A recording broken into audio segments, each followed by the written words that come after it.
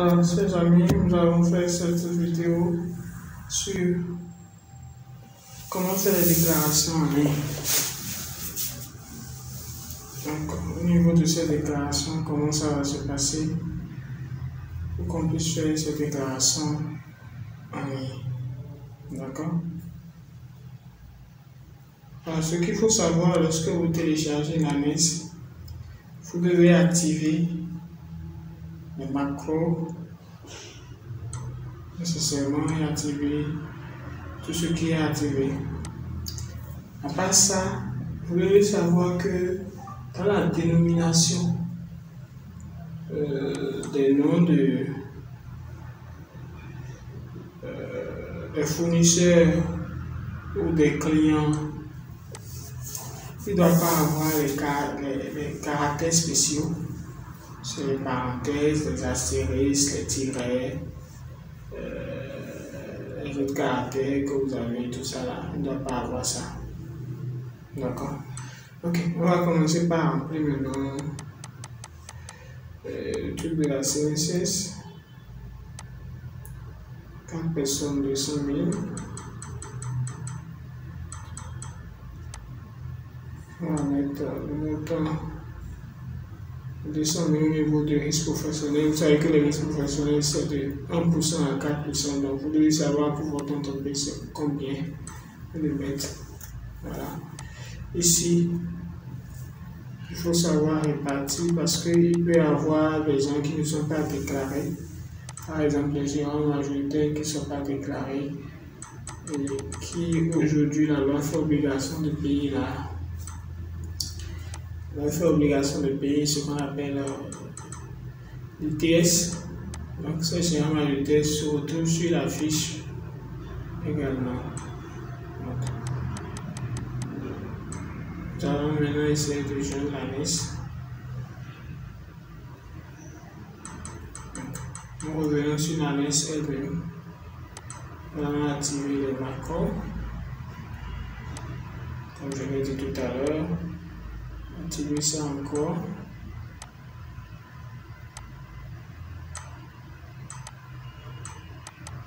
Essayez de voir un peu comment ça se présente.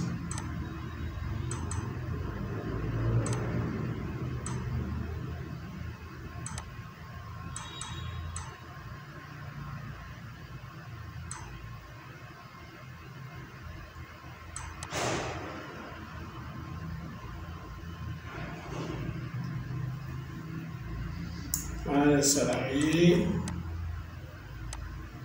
tout. Le remplissage est fait.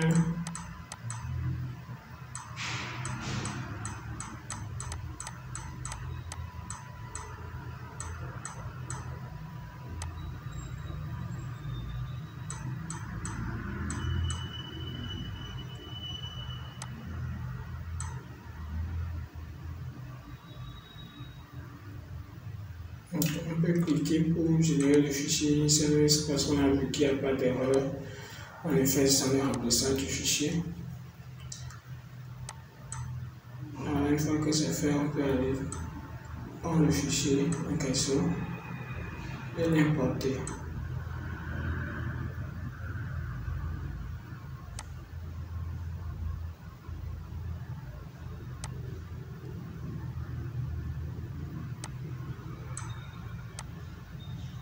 Voilà, allez, c'est bien là. On passe à l'étape suivante, l'étape de prévisualisation, et on passe à l'étape de confirmation. Et vous voyez que tout est en vert. Une fois que tout est en vert, ça veut dire qu'il n'y a pas d'erreur, et on peut alors confirmer cette déclaration. Et on termine ainsi la déclaration par la confirmation.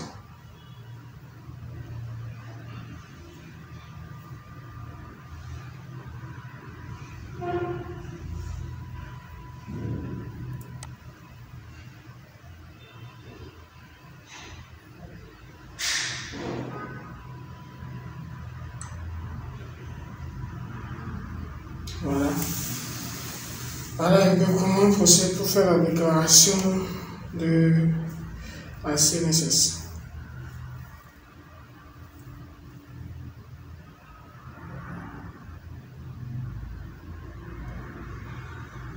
Donc nous allons passer à une seconde déclaration qui est ici la déclaration de l'AIB. Déclaration de l'AIB.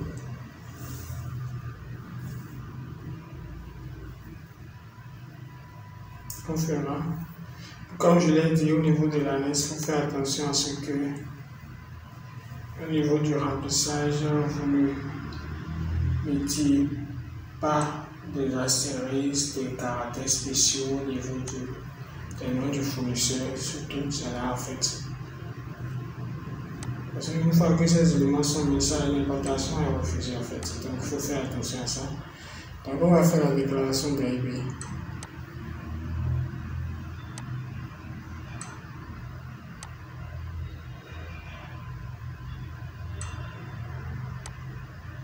Table suivante. Saisie de la déclaration. On va commencer par saisir les éléments. Ça, c'est la liste de la déclaration.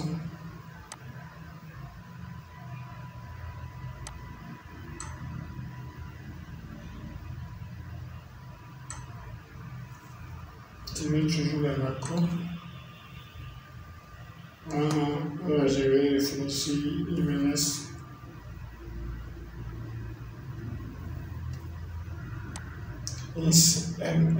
INSML plutôt. Le fichier a été généré.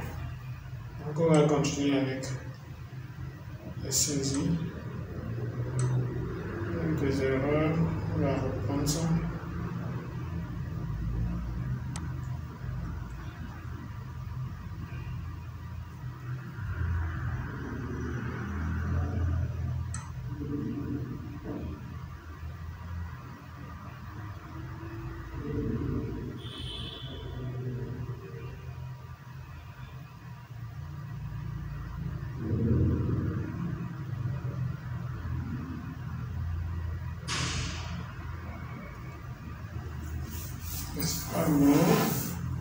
Le montant qui est mis, ça va corriger encore. C'est le montant total, non le montant de l'AIB. Voilà, ça nous met ici. Maintenant, au niveau des lignes, le montant de l'AIB.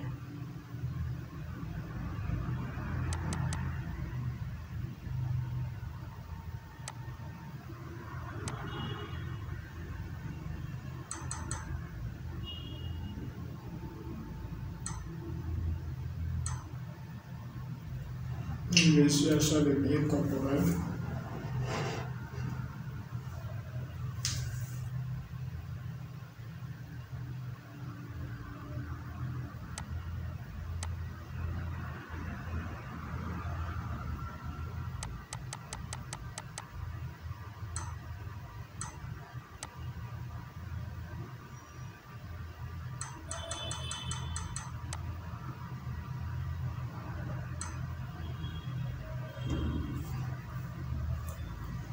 On a fini déjà.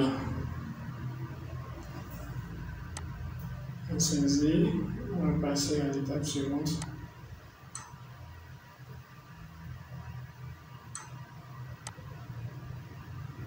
Importer la liste maintenant.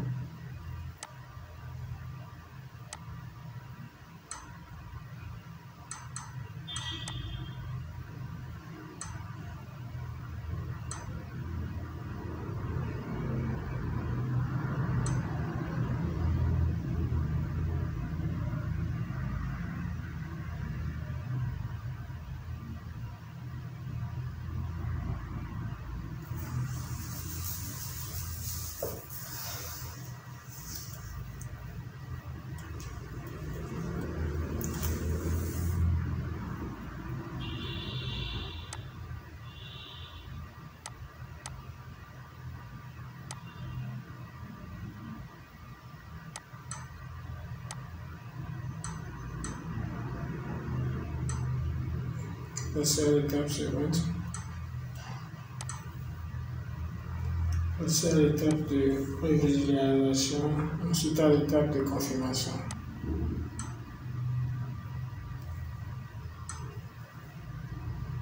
Ok, là tout est en vert.